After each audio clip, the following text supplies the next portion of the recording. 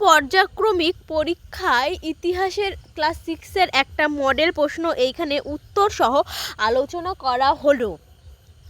আদিম মানুষের গুহা অবস্থিত ছিল স্পেনে। হুংসি উপত্যকা হলো কর্ণাটকে। লুসি একটি অস্ট্রালোপিথেকাস। লোথারের সবচেয়ে প্রাচীন নিদর্শন হলো উত্তরপ্রদেশ। হরপ্পা সভ্যতা আবিষ্কৃত হয় 1920 সালে। হরপ্পায় যে পশুর পুজো হতো তা হলো ষাঁড়।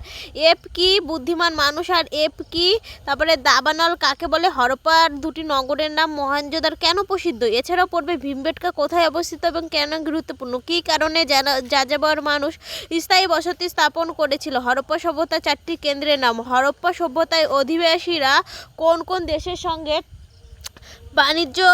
বাণিজ্য করতো? আর হরপ্পার নগর পরিকল্পনাটা খুবই ইম্পর্টেন্ট, যেটা পরীক্ষায় তোমাদের অবশ্যই আসবে। এটা তোমরা একটু ভালো করে বই থেকে দেখে করে নিও বা নোট বই থেকে দেখে করে নিও।